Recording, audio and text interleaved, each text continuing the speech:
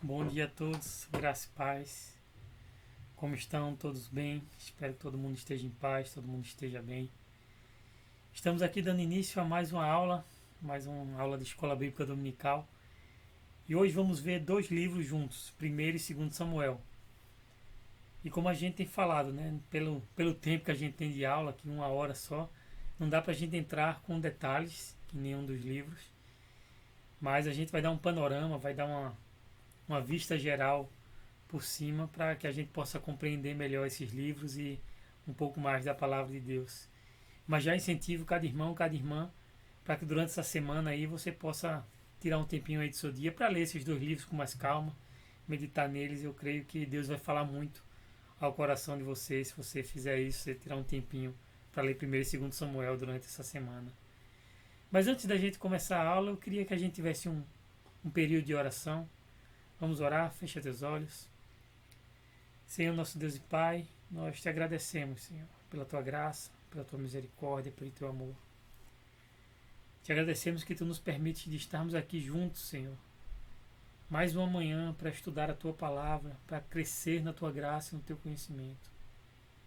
Espírito Santo de Deus, que tu possa aplicar em nossas mentes e em nossos corações e em nosso dia a dia, em nosso viver, tudo aquilo que vamos ver, Senhor, da tua palavra. Espírito Santo aplica em nossas vidas, Senhor, nos muda conforme o teu evangelho, conforme a tua palavra. Abençoa, Senhor, cada irmão, cada irmã que está participando desse culto, dessa aula nessa manhã. Tu possa abençoar cada um, a casa de cada um, a família de cada um, a vida de cada um. Possa derramar bênçãos sobre cada um, meu Deus. E nos ajuda, Senhor, a entendermos o que a tua palavra quer dizer para nós hoje, a ouvir o teu Espírito Santo falando para a tua igreja hoje. Então estamos aqui, Senhor, diante de ti, reconhecendo que precisamos de ti, Senhor, nessa manhã. Então nos ajuda, Senhor, nos repreende, nos anima, nos exorta quando necessário. Teu Espírito Santo fale poderosamente aos nossos corações nessa manhã. É o que te pedimos e já te agradecemos. No santo e precioso nome de Jesus. Amém e amém. Glória a Deus. Bom, para a gente começar, eu vou tentar pegar um contextozinho, né, da época que é escrito 1 e 2 Samuel. Esse período o livro 1 e 2 Samuel trata entre o período da transição entre os juízes, que a gente viu 2 aulas atrás, do Antigo Testamento. O período dos juízes, que era um período que Deus levantava um líder por um momento, e aí quando aquele líder morria, a nação de Israel voltava a pecado, Deus mandava nações para castigá-los, para dominar sobre eles, eles se arrependiam, mandava outro juiz, por aí vai, você se lembra disso, né? Então aqui a gente está vendo o final do período de juízes e o começo da monarquia. A gente vai, 1 e 2 Samuel falam justamente dessa transição. Samuel seria o último juiz, e aí começa o reinado com Saul e logo depois com Davi. E apesar do nome, 1 e 2 Samuel, a gente tem 3 personagens principais que a gente vai ver. O primeiro é o próprio Samuel, a gente tem Saul, o primeiro rei, e a gente tem o rei Davi, conhecido aí de todos. Então a gente vai ver muito sobre esses 3 personagens aqui, nesses 2 livros de Samuel. A gente não sabe quem é o autor, quem foi que escreveu esse livro. Ele não fala, o próprio livro não diz quem foi que escreveu. E provavelmente não foi o próprio Samuel, por um motivo bem claro.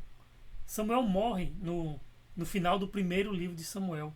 Tanto é que no segundo livro de Samuel, apesar de ter o nome dele, Samuel não é citado nenhuma vez, não aparece nenhuma vez. Isso se dá também porque antigamente, na Bíblia judaica, no original, os nomes desses livros eram um pouquinho diferentes. Samuel e Reis eram tratados como um livro só. Então na nossa Bíblia a gente tem, né, 1 e 2 Samuel, 1 e 2 livro dos Reis. Na Bíblia hebraica antiga eram 1º livro dos Reis, 2º livro dos Reis, 3º livro dos Reis e 4º livro dos Reis. Então o que a gente chama de 1 e 2 Samuel, eles chamavam de 1 e 2 Reis. E o que a gente chama de 1 e 2 Reis, eles chamavam de 3º e 4º Reis. Não sei se deu para entender muito bem, mas é só questão de nome. O conteúdo é o mesmo, a palavra de Deus é o mesmo, é só como foi dividido em uma época e em outra época. E esse nome Samuel quer dizer uma coisa muito importante, esse nome significa Deus ouviu. Isso tem muito a ver com o nascimento de Samuel. E já falando aqui do nascimento de Samuel, vamos entrar aqui no primeiro livro de Samuel, que começa justamente retratando a história do nascimento do profeta Samuel. Primeiro Samuel começa com a história de um casal de uma família não muito certa. Elcana era o marido e ele tinha duas esposas, Ana e Penina, apesar disso ser proibido pela palavra de Deus. Mas ele estava lá, como eu falei, período dos juízes era um período que o povo não queria saber muito de Deus, não. Então, Elcana amava Ana, mas Ana era estéril. Ana não dava filhos para ele. Já Penina não. Penina tinha muitos filhos. E havia uma rivalidade bem grande entre Ana e entre Penina, né? Uma porque Elcana amava mais Ana, mas Penina dava filhos. Então ficava aquela rivalidade entre uma mulher e outra ali. E Ana ficava muito triste por causa disso. Ela ficava muito abatida, muito amargurada, porque Deus não dava um filho para ela. Então, em um momento, ela ora, está lá no templo, ela ora para o Senhor e fala que se Deus der um filho para ela, ela vai entregar aquele filho para o templo, para que ele seja criado um templo e ele seja consagrado ao Senhor, que ele viva ali para servir ao Senhor no templo. Então Deus ouve a oração e o filho nasce, Samuel nasce, e ela cumpre o seu propósito. Ela cumpre o propósito que ela tinha feito a Deus, a promessa que ela tinha feito a Deus, o voto que ela tinha feito ao Senhor. Então logo depois que o menino nasce, depois que ele passa o período de amamentação, ela entrega o menino para viver sob os cuidados de Eli, ali no templo do Senhor, naquela época. E é interessante ver que ela não abandonou o filho, né? Todo ano ela ia lá, ia no templo, levava roupas para ele, sempre estava ali presente na vida do seu filho. Mas ela tinha feito um voto ao Senhor e tinha cumprido. E por causa disso, até o Senhor deu muitos outros filhos para ela. A palavra do Senhor nos fala isso. Eu já queria até fazer uma pergunta aqui para todo mundo. Que acho que todo mundo em algum momento aí da sua caminhada cristã já fez votos ao Senhor. Já disse, Senhor, eu vou fazer isso para ti. Senhor, eu vou abrir mão daquilo. Eu vou fazer isso, Senhor. Né? Acho que todo mundo aqui já fez isso. E será que a gente está cumprindo os votos que a gente fez ao Senhor? Ou será que a gente diz, Senhor, se tu fizeres isso na minha vida, eu vou fazer aquilo outro para você todos os dias, Senhor. E aí quando Deus faz algo, a parte dele que a gente falou, que a gente pediu para ele, e ele nos abençoa com aquilo, muitas vezes a gente esquece daquilo que a gente prometeu a Deus, que a gente se comprometeu a fazer para o Senhor, não é verdade? Então possamos refletir também aqueles votos que fizemos ao Senhor, aquelas coisas que falamos para o Senhor, que prometemos ao Senhor, independente se Ele nos dá algo ou não, porque isso depende dEle, da vontade dEle. Mas tudo aquilo que prometemos ao Senhor temos que cumprir. Porque, como a própria palavra de Deus nos ensina, a palavra de um crente é sim, sim, não, não. Então se a gente falou um sim para algo, a gente tem que ir lá e cumprir aquilo que a gente prometeu, aquilo que a gente falou que ia cumprir. Então a história continua e fala de Eli, que era o profeta naquela época no templo, e seus filhos. E não é uma história muito boa, porque os filhos de Eli são terríveis. Eles pegavam as coisas do sacrifício, as carnes que eram para ser sacrificadas, eles iam lá e pegavam para eles. Era uma coisa bem terrível, depois você pode até ler lá no comecinho de 1 Samuel. E aí a gente já vê a corrupção, né? Até dentro da casa de Deus. Os filhos do sacerdote que eram para estar ali para servir ao Senhor também, fazendo corrupção, fazendo maldade, usando do seu cargo, vamos assim dizer, para roubar, para fazer o mal mesmo ali no meio daquele povo. Então, não é só hoje em dia não. Infelizmente a gente, vez por outra, tem notícias aí de pessoas se passar por sacerdotes de Deus e estão ali apenas para roubar, para destruir. Você sabe do que eu estou falando. Isso não é coisa nova. Isso desde sempre, infelizmente, existiu. Mas então vem um homem de Deus e fala uma profecia para Eli, dizendo que Deus está ciente de toda a maldade que está acontecendo na casa dele. Está ciente de que Eli não está cuidando dos seus filhos como deveria. E que vai trazer punição e morte para toda a família de Eli. Então depois eu vou seguindo bem rápido aqui, viu, gente? Senão não dá tempo da gente ver tudo. Então Samuel, ainda menino, Deus fala com ele. Isso é uma passagem muito famosa, todo mundo conhece. Samuel, ainda menino, ele escuta a voz de Deus, Samuel, Samuel.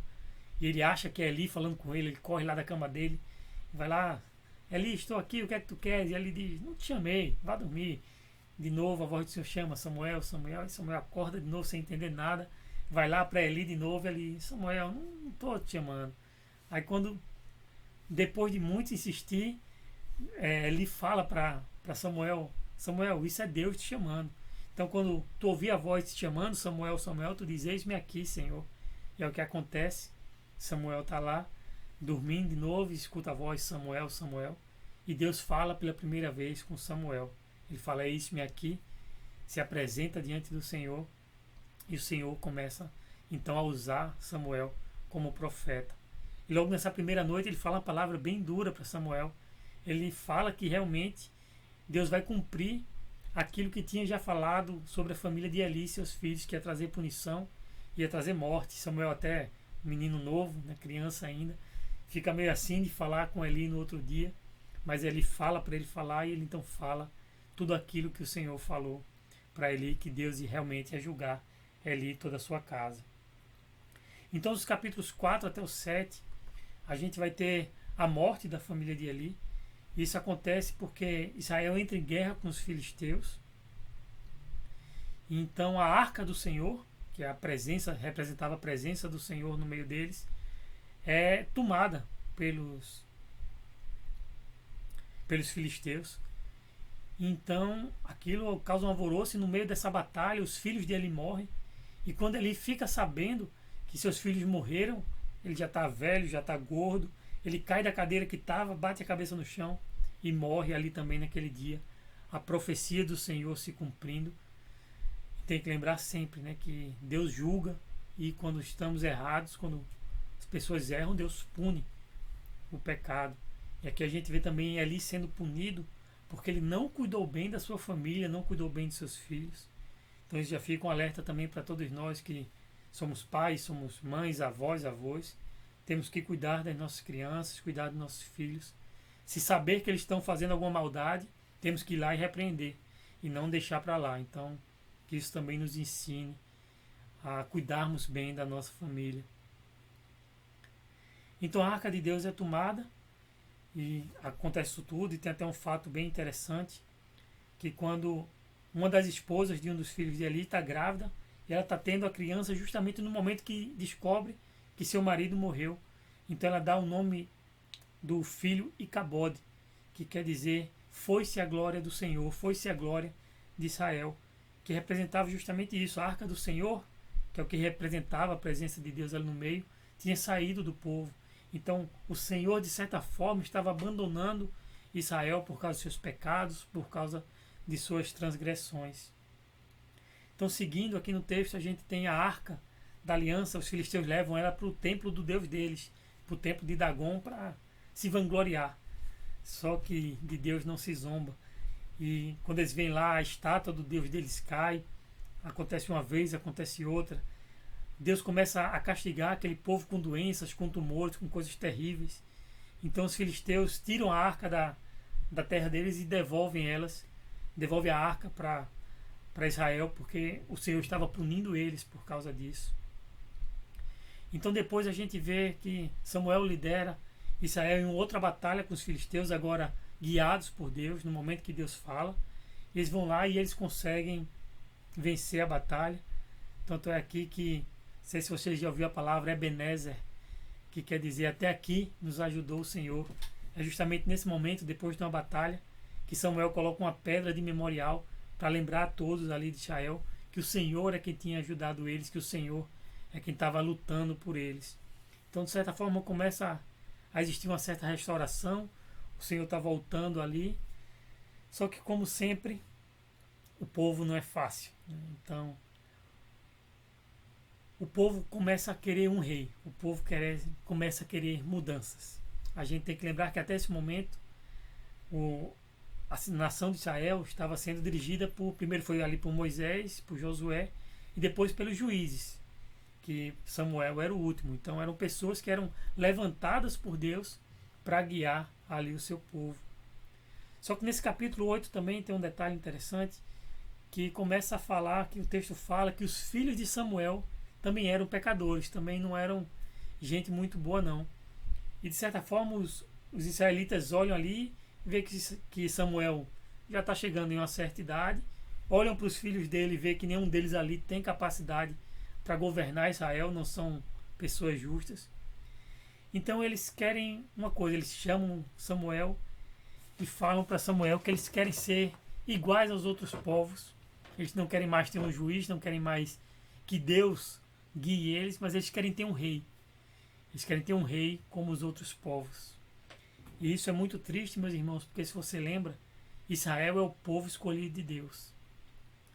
E o povo escolhido de Deus quer ser igual às outras nações. Ele quer deixar de ser guiado por Deus, quer deixar de ser governado pelo Senhor e quer ter um governante assim como as outras nações têm. Isso traz uma reflexão para a gente também, meus irmãos, nós que somos a igreja hoje, o Israel de Deus hoje. Quantas vezes, meus irmãos, nós como igreja não queremos ser iguais aos outros? Quantas vezes a gente não quer que o nosso culto a Deus seja da forma que a gente gostava de adorar, como a gente era antes de se converter?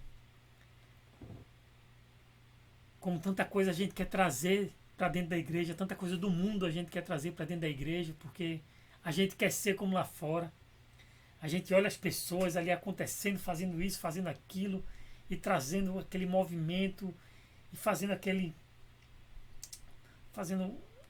várias e várias coisas, e as coisas parecem que estão acontecendo lá fora, e a gente, por que a gente não faz isso na igreja?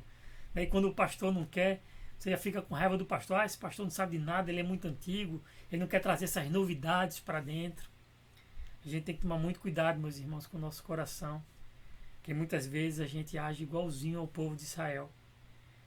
Muitas vezes a gente quer ser iguais aos de fora e esquece que somos o povo separado de Deus, comprados e remidos pelo sangue de Cristo Jesus. Mas então Samuel fica acabado, né? Samuel ora, ele até fala: Senhor, o povo não está querendo mais que eu governe eles, que eu seja o juiz diante deles. E Deus até fala para Samuel: Samuel, fica tranquilo, não é a você que eles estão rejeitando, eles estão rejeitando a mim, ao Senhor, ao Deus deles. Eles estão querendo ser igual aos outros povos, eu que remi esse povo, que salvei esse povo, que tirei esse povo da escravidão do Egito. Eles estão querendo se afastar de mim, eles não querem mais que eu governe eles. E Samuel sabia que o governo de Deus era melhor do que o governo de qualquer homem, porque homens são pecadores, homens são falhos. Mas então, após orar e Deus falar com ele, Deus diz para deixar o povo não quer um rei, então o povo vai ter um rei. Mas Deus manda Samuel avisar o que vai acontecer quando esse rei vier, e o povo de certa forma não ouve. Esse texto está lá em 1 Samuel 8, do 10 ao 20. Leia comigo. Samuel transmitiu todas as palavras do Senhor ao povo que estava lhe pedindo o rei, dizendo: o rei que reinará sobre vocês reivindicará como seu direito o seguinte: ele tomará os filhos de vocês para servi-los em seus carros de guerra e em sua cavalaria, e para correr à frente dos seus carros de guerra. Colocará alguns como comandantes de 1000 e outros como comandantes de 50.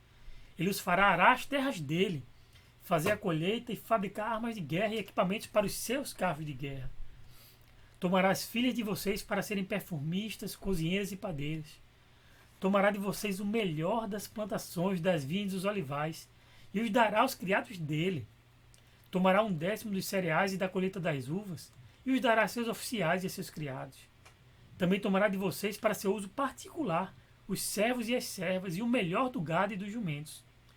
E tomará de vocês 1/10 dos rebanhos, e vocês mesmos se tornarão escravos dele. Naquele dia vocês clamarão por causa do rei que vocês mesmos escolheram, e o Senhor não os ouvirá. Todavia, o povo recusou-se a ouvir Samuel e disse: não, queremos ter um rei. Seremos como todas as outras nações. Um rei nos governará, e sairá à nossa frente para combater em nossas batalhas. E é muito forte isso, né? O povo, Deus fala que não vai ser uma coisa boa eles terem um rei, mas ainda assim eles dizem, não, queremos um rei, queremos ser iguais às outras nações.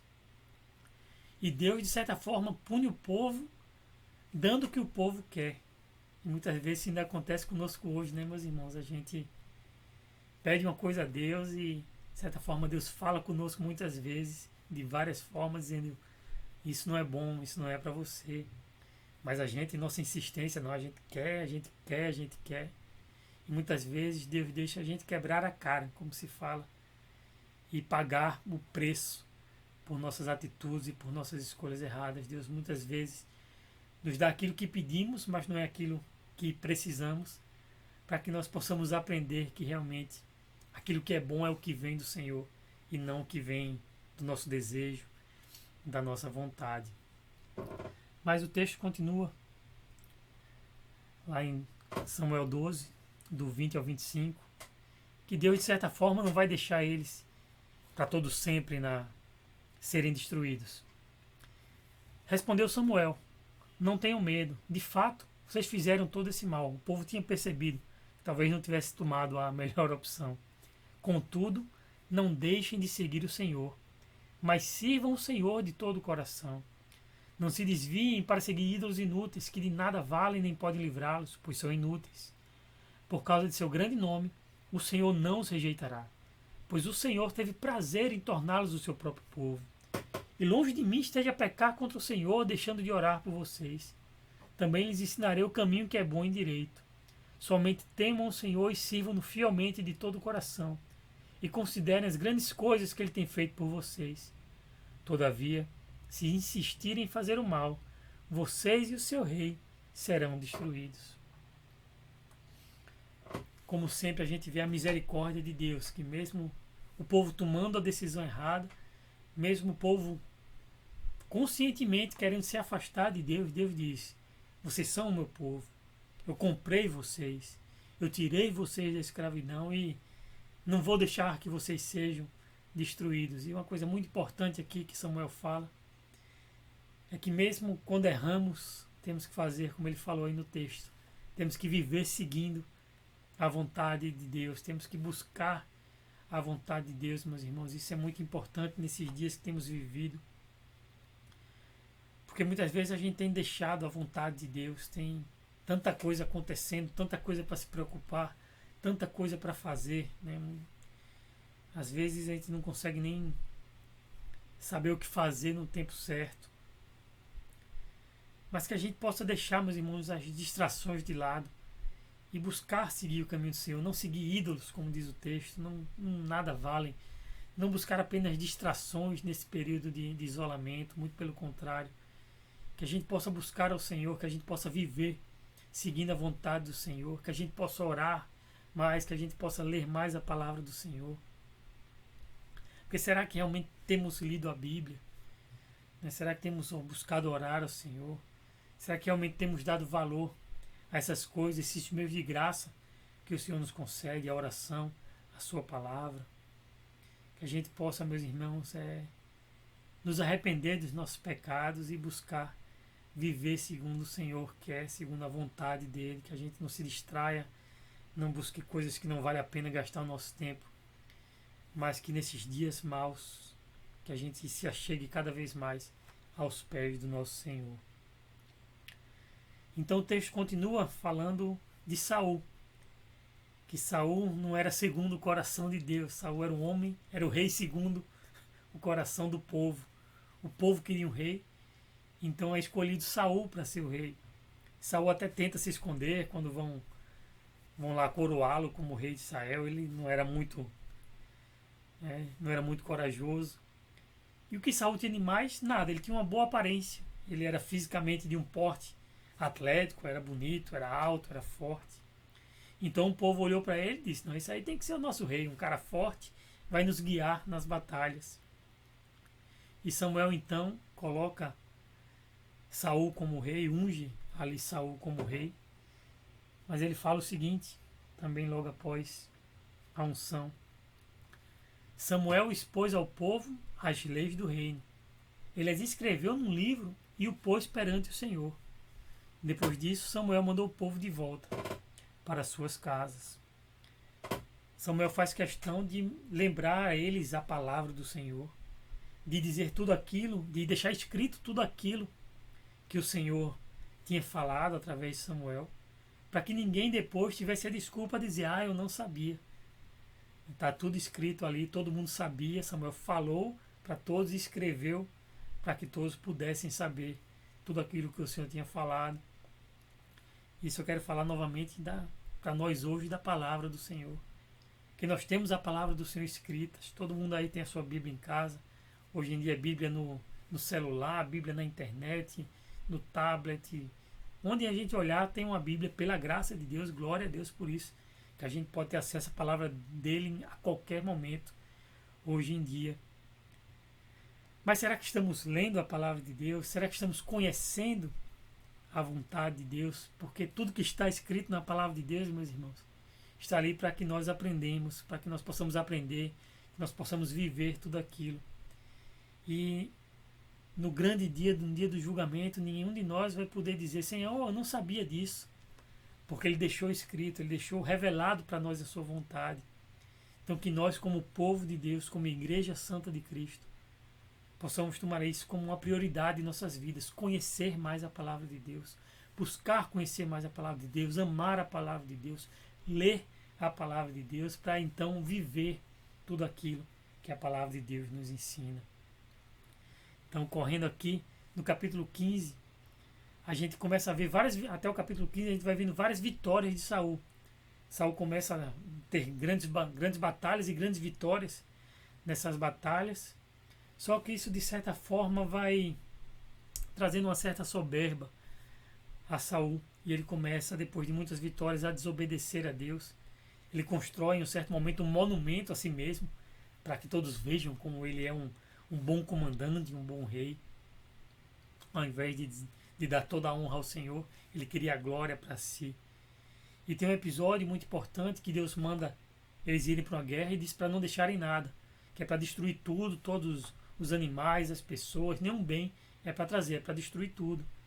E Saul vai lá para a guerra e então ele, ao invés de destruir tudo, ele deixa algumas pessoas vivas, ainda traz algumas coisas, algum gado, alguns bens, para oferecer ao Senhor. Só que não foi isso que o Senhor tinha pedido para ele. O Senhor tinha pedido, destrói tudo. Mas Saul quis, da sua própria vontade, e disse, não, Deus falou para destruir tudo, mas eu vou pegar esse aqui, e vou fazer uma oferta para o Senhor. Então, Samuel fala algo muito importante para Saul. 1 Samuel 15, 22 a 23. Quando Samuel está repreendendo Saul e dizendo que Deus, porque ele não obedeceu a Deus, vai tirar o erro deles. Presta atenção nisso, que é muito importante para nossas vidas hoje. Samuel, porém, respondeu: acaso tem o Senhor tanto prazer em holocaustos e em sacrifícios, quanto em que se obedeça a sua palavra? A obediência é melhor do que o sacrifício, e a submissão é melhor do que a gordura de carneiros. Pois a rebeldia é como o pecado da feitiçaria, e a arrogância como o mal da idolatria. Assim como você rejeitou a palavra do Senhor, ele o rejeitou como rei. Saul quis fazer conforme a sua vontade. Meus irmãos, parando até para ver, ele não quis fazer algo tão ruim, ele quis oferecer um sacrifício ao Senhor. Mas ele quis oferecer um sacrifício ao Senhor de uma forma que o Senhor não queria receber. A gente tem que lembrar, meus irmãos, uma coisa muito séria e muito importante. Deus não aceita qualquer tipo de adoração. Deus não aceita qualquer tipo de oferta. Deus aceita aquela oferta que Ele mesmo falou que queria aceitar. Deus explica na sua palavra como devemos adorar a Ele. Por isso eu falei um pouco antes e falo de novo. A gente tem que tomar muito cuidado com novidades, com coisas aí, com movimentos aí surgindo. Porque, meus irmãos, o Senhor explica como a gente deve servir. O Senhor explica na palavra dEle como a gente deve adorar a Ele. Como a gente deve servir a Ele. Então a gente não pode estar servindo a Deus da nossa forma, não. Deus não aceita qualquer oferta, como ele não aceitou a oferta de Saul. Então quando a gente for adorar ao Senhor, quando a gente for buscar engrandecer o nome do Senhor, não é do meu jeito, não é do seu jeito, é do jeito que o Senhor revelou em sua palavra. Então, como o próprio texto diz, é muito claro, o Senhor não quer oferta de qualquer jeito, ele quer obediência, ele quer submissão à sua palavra. Então que ele possa encontrar em nós, em nossa igreja, em nossos corações, pessoas submissas à vontade de Deus, que não estão atrás de coisas de novidades que o mundo diz que é bom, mas que estão atrás apenas de servir e de seguir unicamente o que o Senhor nos ensina em sua santa palavra. Então, após dizer que vai rejeitar Saul, Deus ainda não tira ele do trono. Não é uma coisa, ele fala isso, mas não tira Saul do trono naquele momento. Então Deus fala para Samuel para ele ungir um outro rei, uma outra pessoa, um homem segundo o coração de Deus. E aí você conhece a história. Samuel vai na casa de Jessé e tem os filhos de Jessé, e ele começa a ver os filhos de Jessé, os filhos aí de um porte bom, que nem Saul era, os caras bonitos, os caras que aparentavam ter uma cara de liderança, e Deus fala, não é nenhum desses. E o que Deus escolhe é o filho mais novo de Jessé, que era um pastor de ovelhas, que era o irmão mais novo que geralmente ficava nesse papel, porque não era uma coisa muito boa para se fazer, tinham coisas melhores, mais importantes para se fazer. Então ele era meio que o rejeitado naquele momento. E Deus fala, é esse aí que eu vou ungir como rei. Então, Samuel unge Davi como rei. E o Espírito do Senhor entra então em Davi e começa a estar ali com Davi. Só que Davi vai demorar 15 anos até que ele consiga se tornar rei. Porque Saul ainda era o rei por direito e ele continua ali naquele momento sendo rei, mesmo Davi já tendo sido ungido por Samuel como o próximo rei de Israel. Então o texto vai seguindo e não dá para a gente ver em detalhes, mas vai começar a ter várias histórias sobre Davi. Primeiro Davi e Golias, essa história aí todo mundo conhece, né? Até quem não é da igreja já ouviu essa história, quanto mais nós aqui, todo mundo conhece como Davi venceu o gigante Golias. A gente tem a história de como Davi se torna genro de Saul, ele se casa com Mical, filha de Saul.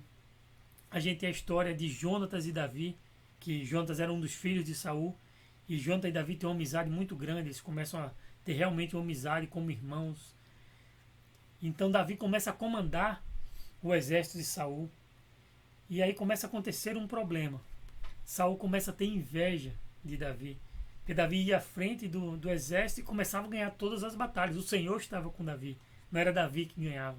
O Senhor estava com Davi, capacitava Davi, e Davi começava a ganhar muitas e muitas batalhas. Então Saul uma vez escuta algumas mulheres cantando. Saul matou milhares e Davi dezenas de milhares. Ele começa a ver que o povo está começando a exaltar, a enaltecer a competência de Davi, e ele começa a ter inveja. Ele começa a se comparar com Davi, ele começa a ver as pessoas comparando ele com Davi, e começa a ficar com raiva, e começa a tentar matar Davi de várias formas. Isso tem que nos ensinar, meus irmãos, que temos que tomar muito cuidado com inveja. Temos que tomar muito cuidado em comparações. E aqui dos dois lados, porque, primeiro, a gente não pode ficar feito Saul. A gente não pode ficar com inveja de outra pessoa porque ela se destaca mais, porque Deus deu um dom para ela e não deu para a gente. Muito pelo contrário, a gente tem que glorificar a Deus por Deus ter capacitado aquele irmão, aquela irmã, e nunca ter inveja. Agora a gente tem que tomar cuidado também, meus irmãos, em comparações. Porque muitas vezes você tem filho em casa, talvez mais de um filho, você talvez já tenha feito isso. Você comparar um filho com outro. Ah, você não faz isso, mas seu irmão faz. Ou marido e mulher. Ah, você não faz isso, mas o namorado que eu tinha fazia isso. Não sei se você já passou por isso. Se você já fez isso ou se já foi vítima de uma coisa dessa. Meus irmãos, esse tipo de comparação não leva a lugar nenhum. Muito pelo contrário. Vai trazer isso que vimos aí. Inveja, raiva, rancor. Então que não tenhamos inveja. E que evitemos fazer comparações dizendo que um é melhor, que o outro é melhor. Muito pelo contrário. Que louvemos a Deus pelos dons que Ele tem distribuído aos nossos irmãos, aos nossos familiares, mas sempre sabendo que uma pessoa não é igual a outra e que um dom que Deus deu para um não é um dom que Deus deu para outro. Então, que a gente possa ter muita sabedoria nisso também, no nosso dia a dia, na nossa casa, com a nossa família, no nosso casamento, dentro da igreja, para não estar comparando um pastor com outro, um diácono com outro, um membro com outro. Isso vai trazer inveja, vai trazer briga, não vai trazer nada de bom, nada que glorifique o Senhor. Então, que a gente tenha um pouquinho mais de sabedoria no falar. Quando a gente quiser falar algo desse tipo, que a gente refreie a língua, ore, busque do Espírito Santo sabedoria para ver se é para a gente falar isso mesmo ou não. Então continua, um espírito maligno se aposta de Saul e Davi tinha que tocar a sua harpa para o espírito sair. Ainda assim, Saul fica tentando matar Davi, chega um ponto que Davi tem que fugir porque a perseguição estava muito grande. Davi tem várias chances durante as fugas e perseguições de matar a vida de Saul, mas ele sabia que Saul ainda era o rei por direito de Israel e ele não queria matar o rei de Israel. Ele sabia que Saul naquele momento ainda era o rei, que ele tinha sido ungido para ser o próximo rei, mas que se Deus ainda não tinha levantado como próximo rei, não seria assassinando alguém que ele ia virar rei. Que a gente lembre disso, né? A gente não pode, para fazer uma coisa, acabar com um dos mandamentos do Senhor, né? Porque aqui para Davi ser rei, ele teria que ter matado Saul quando teve a oportunidade, mas a palavra do Senhor diz, não matarás. Então não era a vontade do Senhor que Davi, mesmo perseguido, matasse Saul, e Davi tinha uma consciência disso. Ele sabia que não podia pecar primeiramente contra o Senhor. Então ele espera, ele foge, ele ora a Deus, ele coloca muitas vezes nas mãos de Deus, dizendo até para o próprio Saul que Deus julgue isso, essa perseguição que você está tendo comigo, que Deus julgue se eu realmente estou fazendo algo errado, e Ele que puna você se você estiver errado. Davi não quer tomar a justiça pelas suas próprias mãos, pelo contrário, ele entrega nas mãos do Senhor a justiça. E vamos correndo aqui, senão não vai dar tempo. Então no capítulo 25, terminando o primeiro livro de Samuel, a gente tem a morte de Samuel, que narrando como Samuel morre já com certa idade. A gente tem uma história de Nabal e Abigail, também você pode ler com mais calma, aí no finalzinho do 1 Samuel, que é quando Davi se casa com Abigail depois de Nabal morrer. E tem a ver também com o que eu acabei de falar, Davi, em algum momento ele quer se vingar de uma maldade que Nabal fez com ele, mas ele escuta a voz de Abigail e a voz do Senhor, entrega nas mãos do Senhor, e o Senhor traz punição para Nabal. Davi não precisa sujar a sua mão, não precisa pecar, ele entrega ao Senhor. Isso é uma coisa muito forte que a gente tem que aprender também, meus irmãos, que a gente não tem que fazer justiça com nossas próprias mãos, muito pelo contrário. Entregue nas mãos do Senhor, ore, creia que o Senhor vai trazer a justiça para as nossas causas, para as nossas vidas. Então, no capítulo 28, a gente tem Saul consultando uma médium, ele quer invocar o espírito de Samuel, por você ler essa história com mais calma também. A gente tem um problema de Davi com os amalequitas, que eles vão lá e tomam o povo, sequestram algumas pessoas. O povo até quer apedrejar Davi, quer matar Davi ali, mas Davi se reanima no Senhor e consegue a vitória. E no capítulo 31, terminando, a gente tem a morte de Saul. Saul está ali combatendo com os filisteus e ele vê que vai morrer, está ferido. Seus filhos morrem nessa batalha também. Ele termina meio que se suicidando, se jogando contra a sua espada e morrendo. E assim termina o primeiro livro de Samuel, e assim começa o segundo livro de Samuel. É como se fosse uma história só, é como se fosse um livro só, como eu até falei. Depois que terminou o segundo Samuel, já entra o primeiro livro de Reis. É como se fosse realmente uma continuação, um livro só, uma história seguindo a outra. Então Davi sabe, chega a notícia para Davi que Saul morreu e que Jonatas, o filho de Saul, que era o melhor amigo de Davi, também morreu. Davi pranteia, Davi fica triste com isso. Então nesse momento, com a morte de Saul, Davi é aclamado rei de Judá, mas somente da tribo de Judá. As outras tribos ainda não reconhecem Davi como rei. Ele já esperou aí 15 anos, já fugiu, já quase foi morto, e ainda não está com o seu reino totalmente. E Deus tem mostrado para Davi, ensinou a Davi a ele ter calma, ele esperar no Senhor, E outra coisa que eu deixo bem rapidamente para a gente, que a gente possa aprender também, como Davi, a esperar no Senhor, que as coisas às vezes vêm rápido e às vezes vêm bem devagarzinho. Deus manda um pedaço, passa um tempo sem nada, depois Deus manda um outro pedaço. Então que a gente possa aguardar, possa esperar no Senhor. E Isbosete, outro filho de Saul que estava vivo, ele é aclamado como rei de outras tribos. Aí você pode ler lá em 2 Samuel, tem muitas intrigas e muitas brigas internas ali. E Isbosete lá na frente termina sendo assassinado por uns servos ali.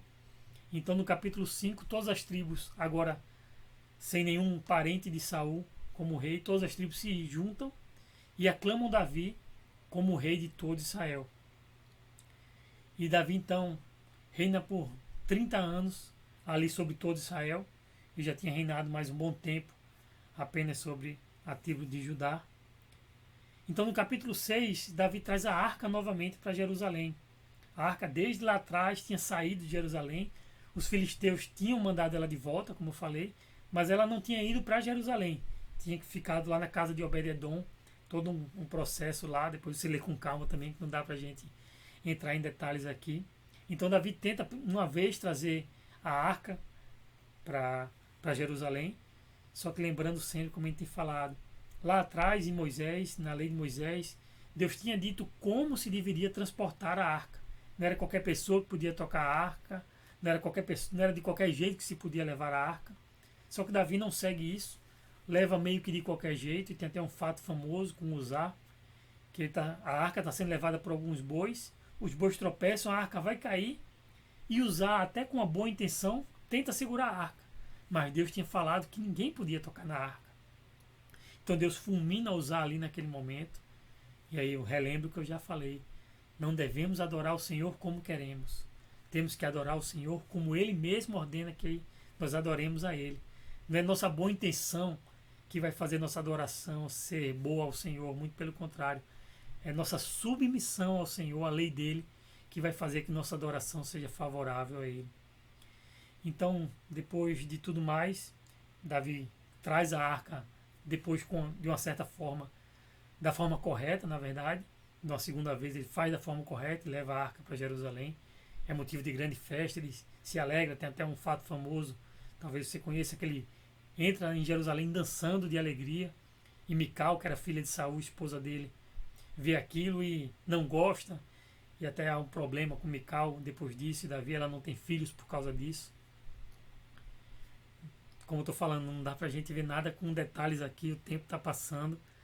Depois você tem que ir na sua casa parar e dar uma lidinha com calma para ver todos esses, com mais detalhes, tudo isso aqui que a gente está só falando por cima.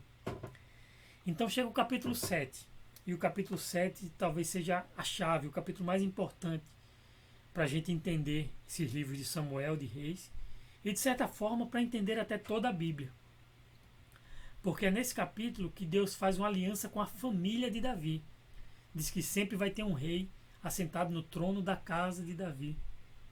Isso acontece quando Davi quer criar uma casa para Deus, ele está ali no seu palácio, e a arca do Senhor está numa tenda. Então ele fala com o profeta Natan e ele diz, não está certo isso, eu estou aqui num castelo e a arca do Senhor está numa tenda. Eu quero construir um templo para o Senhor, eu quero construir um lugar para que a arca do Senhor fique. Então, Deus, de certa forma, é o seguinte, Davi quer fazer uma casa para Deus, mas Deus que disse, eu que vou fazer uma casa através da tua família, eu que vou fazer morada na tua família. Então, é que Deus fala que não vai ser Davi que vai construir esse templo para o Senhor, mas vai ser o filho de Davi, lá na frente, Salomão, que vai construir. Mas porque Deus viu essa boa intenção no coração de Davi, de se preocupar com o Senhor, com a arca do Senhor, ele faz essa promessa tão importante para Davi, que está lá em 2 Samuel 7, 8 a 16. Leia comigo. Agora, pois, diga meu servo Davi, assim diz o Senhor dos Exércitos, eu o tirei das pastagens, onde você cuidava dos rebanhos, para ser o soberano de Israel, meu povo.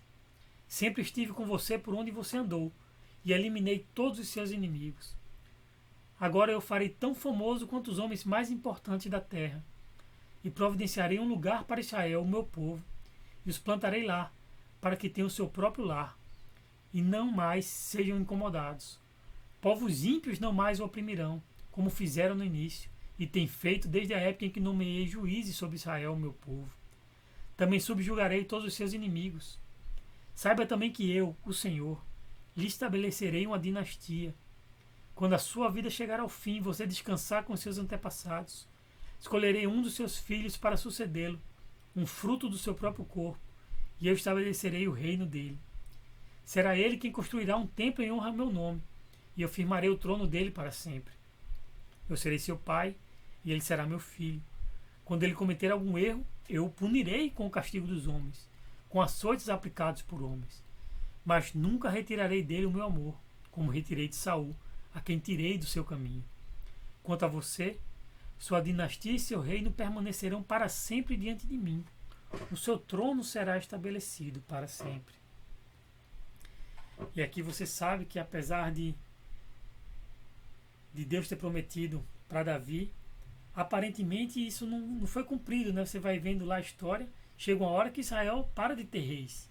E você pode até se perguntar, mas Deus não tinha prometido que ia trazer que a família de Davi ia reinar para sempre? Mas a gente tem que lembrar que essa história já se cumpriu. Essa promessa já se cumpriu plenamente. Porque quem é o mais famoso filho de Davi não é Salomão, não é nenhum dos outros. É Jesus Cristo. Você vê lá no Evangelho de Mateus, Mateus faz questão de mostrar e de lembrar que pela linhagem dos homens, Jesus é filho de Davi. E Jesus é o cumprimento pleno dessa promessa de Deus. Deus fala que sempre vai ter alguém reinando eternamente. O trono vai estar eternamente na família de Davi. Isso se cumpre perfeitamente em nosso Senhor e Salvador Jesus Cristo, o Filho de Davi, aquele que já reina sobre todo mundo, sobre todos. Ele não reina só por uma geração, por 2 gerações. Ele reina eternamente. Glórias sejam dadas ao nome do Senhor. Então o livro continua, segundo Samuel continua, começa a mostrar várias vitórias de Davi. Davi continua sendo usado por Deus nas guerras e Deus capacitando ele como um comandante ali, um grande comandante.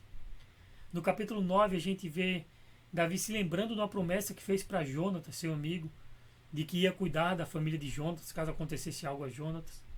Então ele procura saber se existe alguém ainda vivo da família de Jonatas. E então ele acha Mefibosete, um dos filhos de Jonatas, que até tem um problema nos pés e é aleijado dos pés. Mas Davi cumpre a promessa que fez a Jonatas e traz Mefibosete para comer com ele, para estar ali cuidando da vida de Mefibosete a partir daquele dia. Capítulos 11 e 12 a gente tem uma história muito triste, que é a história do adultério de Davi com Batseba. Você conhece a história?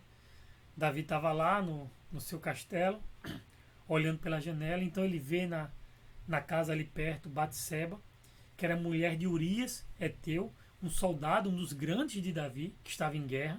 A mulher dele estava lá sozinha, ele estava guerreando por Davi. Então Davi meio que se apaixona por ela, tem relações sexuais com ela e ela engravida. Então, quando Davi descobre que ela está grávida, ele arma um plano para matar Urias. Ele tenta primeiro fazer com que Urias durma com a sua esposa, para que o filho pareça ser de Urias. Mas Urias não faz isso. Você vê lá com mais calma esse texto lá nos capítulos 11 e 12 de 2 Samuel. Então Davi arma um jeito de matar Urias na guerra. Coloca ele lá na linha de frente, um lugar onde saberia que ele ia morrer. E coloca lá, então Urias morre. E então Davi pega Batseba como mais uma de suas esposas. E aqui a gente vê também que Deus manda o profeta Natan repreender Davi. E existem consequências graves para Davi desse adultério, de toda essa imoralidade que ele cometeu, desse assassinato, todos esses pecados. Que aqui é um misto de pecados que Davi cometeu de uma só vez. E como a consequência maior, ele tem a morte desse filho que ele teve com Batseba. A criança morre ainda bebê e Davi fica em luto, fica em tristeza durante a doença do filho, mas o filho, ele clama a Deus para que Deus possa ter misericórdia, mas Deus tinha falado que ia punir Davi por causa do seu pecado. Então o filho de Davi com Batseba, o primeiro filho deles, morre. Mas depois Deus dá outros filhos para ele, como vai ver, a gente vai ver lá na frente, que Salomão, filho de Davi, é também filho de Davi, justamente com Batseba. Então começa a aparecer muitos problemas na família de Davi. A família de Davi era uma família bem complicada, apesar de Davi ser segundo o coração de Deus, era uma família muito complicada. Então, famílias complicadas não é só de hoje, meus irmãos, é desde sempre. Por causa de nosso pecado, temos que lembrar, temos problemas de relacionamento. E por isso temos que colocar sempre o Espírito Santo de Deus em nossa vida, em nossa casa. Temos que colocar Deus em primeiro lugar, para que haja menos conflitos e mais paz em nossas casas e em nossas famílias. Mas então tem um caso, depois disso, de Tamar, uma das filhas de Davi, sendo violentada, estuprada por seu meio-irmão Amnon. Então um outro filho de Davi, Absalão, mata Amnon e foge. Você vê uma família muito complicada. Apesar de Davi ser um homem segundo o coração de Deus, ele não cuidou bem da sua família, não cuidou bem de seus filhos, como a gente viu Eli antes, como a gente viu Samuel antes.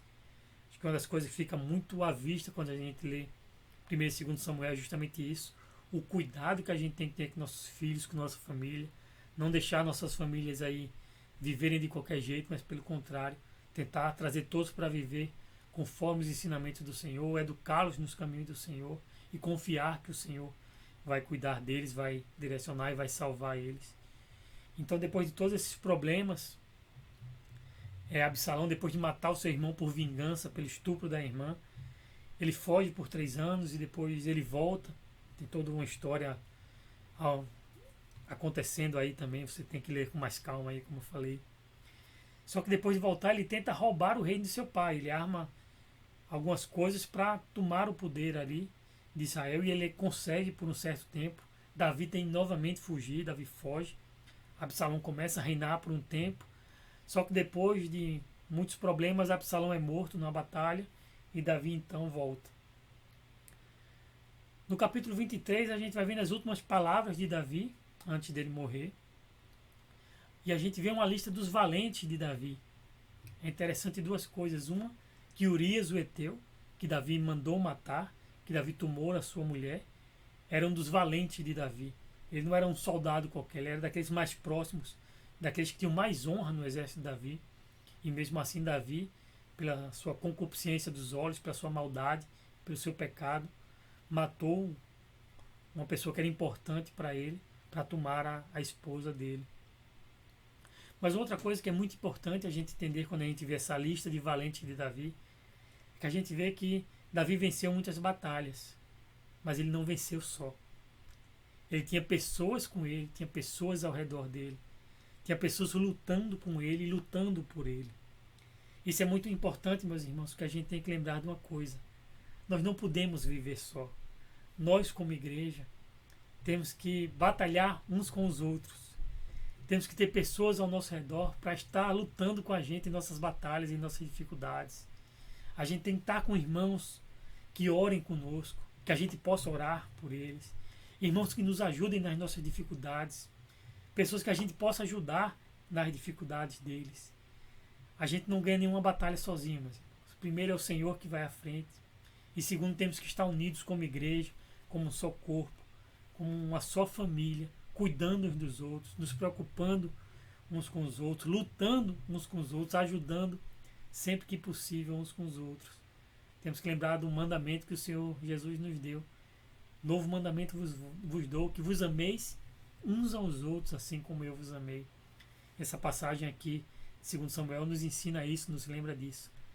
Não podemos batalhar sozinhos, não podemos ter vergonha de chamar outros irmãos para nos ajudar em oração, em nossas dificuldades.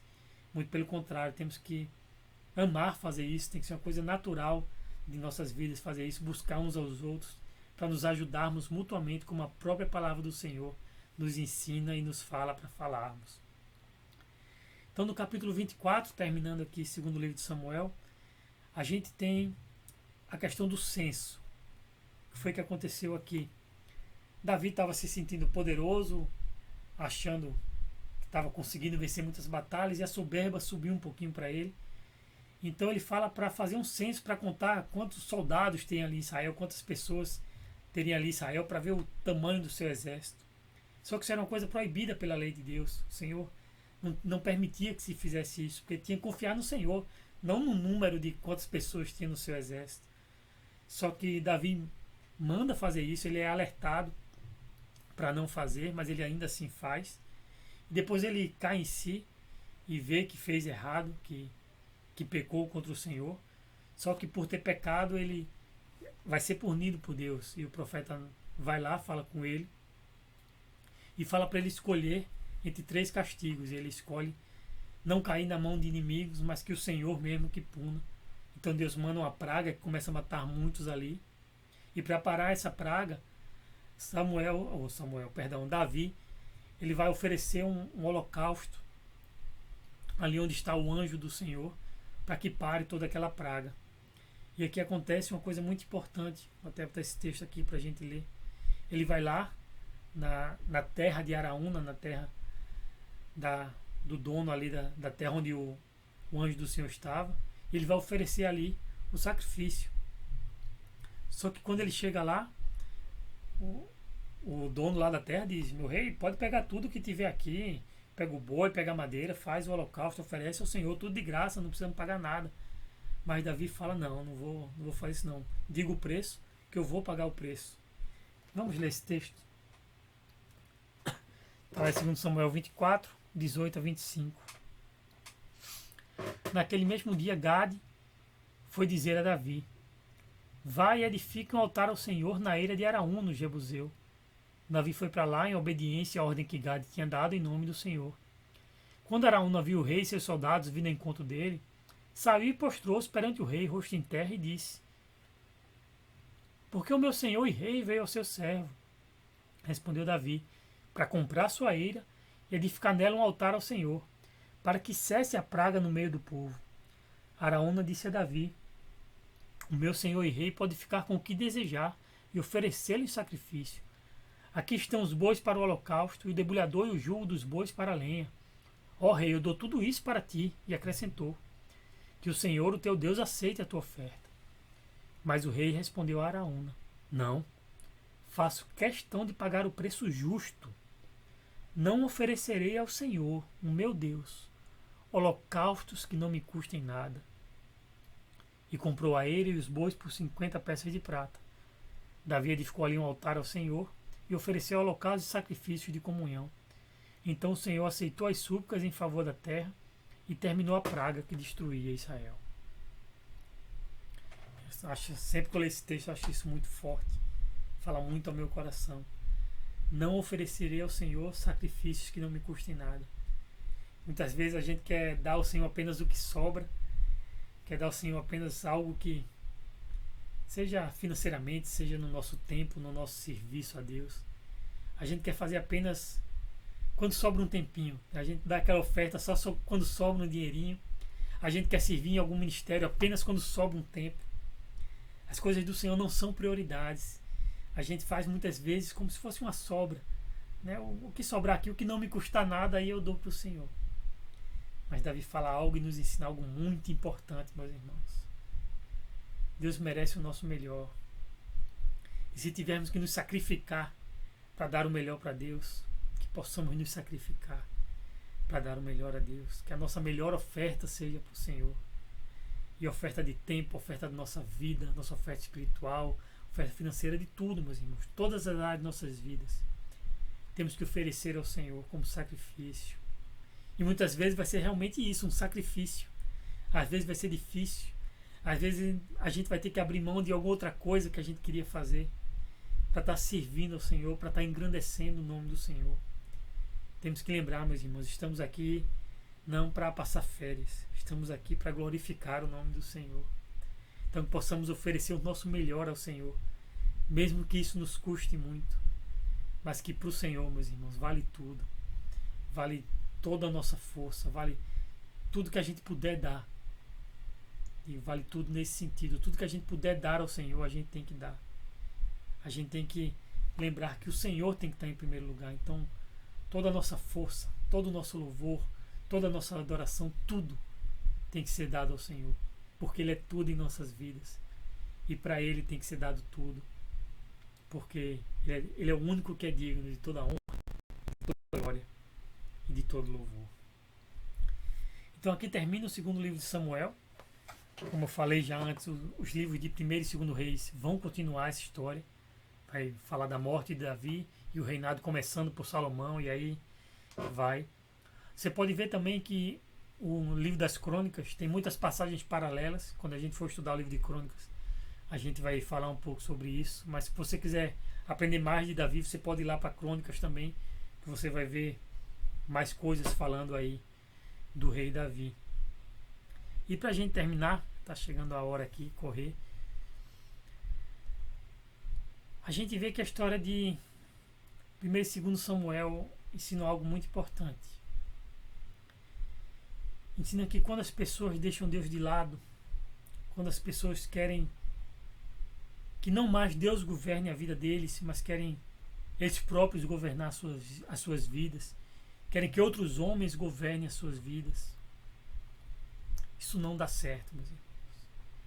Quando se tira Deus do centro e quer se colocar qualquer outra coisa nesse centro, isso com certeza não pode dar certo de forma nenhuma.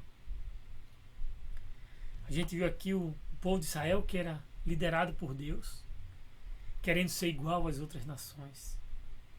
Então eles vão atrás de homens. Eles não querem que Deus nos guie, quer homens. Ele quer um rei forte que vá na batalha conosco, feito se Deus não fosse na batalha com eles. Então eles vão atrás de homens que, por melhores que sejam, por mais que tenham coisas boas, são homens, são falhos, são pecadores. Saul tinha uma boa aparência, parecia ser um grande comandante, começou ali ganhando todas as batalhas, mas era falho, não obedecia ao Senhor, se ensoberbeceu. Davi, mesmo sendo temente a Deus, mesmo sendo um homem segundo o coração de Deus, era falho, era pecador, não cuidou bem da sua casa, adulterou, assassinou. Meus irmãos, se fôssemos depender de homens para guiar nossas vidas, se fôssemos depender de homens, sejam outros, sejam nós mesmos, para que pudéssemos ser justos diante de Deus, estaríamos perdidos. Porque todos os homens, meus irmãos, nós e esses que passaram, e qualquer um que se olhar ao seu redor, todos esses vão ter suas falhas, vão ter seus pecados, vão ter seus problemas. Nenhum desses pode reinar sobre nossas vidas. Nenhum desses pode nos guiar de uma forma que possamos chegar na salvação, que possamos nos tornar justos. E Deus sabe disso. Deus sabia disso desde o começo. E por isso, meus irmãos, que Ele enviou o seu próprio Filho. Como falei aqui, o Senhor Jesus, a descendência de Davi, raiz de Jessé. Como o cego Bartimeu clamou quando viu Jesus: Jesus, filho de Davi, tem misericórdia de mim. Deus enviou, meus irmãos, um homem perfeito, mas ao mesmo tempo Deus perfeito, para que pudesse governar sobre tudo e sobre todos. E aí sim, sem falhas, sem pecados. E essa história de 1º e 2º Reis, 1º e 2º Samuel, perdão, não é sobre Samuel. Não é sobre Saul, não é sobre Davi. Apesar deles estarem na história. Essa história nos aponta, meus irmãos, para o nosso Senhor e Salvador Jesus Cristo. Essa história nos mostra, meus irmãos, que quando queremos tirar Deus da nossa vida, não vai dar certo. Então o que essa história nos mostra, meus irmãos, que temos que depender não de nós, não de outros homens, mas depender daquele que Deus prometeu que ia reinar para sempre. Daquele que pode realmente nos guiar para uma verdadeira vida, pode nos governar para vivermos uma vida santa, para aquele que pode nos dar o seu Santo Espírito para que possamos assim viver conforme a vontade de Deus, para aquele que não tem pecado, para aquele que não tem falha. Para aquele que se sacrificou pela minha vida e pela tua vida. Essa história aponta, meus irmãos, para a necessidade que temos, para a desesperada necessidade que temos de que Cristo reine em nossas vidas. De que nossas vidas sejam realmente comandadas pelo Senhor, submissas ao Rei dos Reis, ao Senhor dos Senhores. Se você não conhece a esse Senhor ainda, se você não é súdito desse Rei, que seja nessa manhã que você possa entregar sua vida aos cuidados desse Senhor. Você sabe que você já passou por isso com certeza. Quando você tentou depender de você mesmo, quando tentou depender de outros homens. Pode até por uns momentos ter parecido que ia dar certo. Mas no final não deu. Isso acontece diariamente em nossas vidas, quando a gente tenta fazer pela nossa força.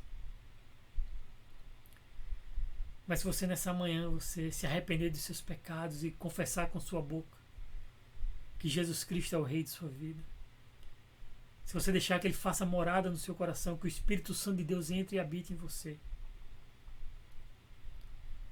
você vai poder ser guiado pelo Rei dos Reis e Senhor dos Senhores.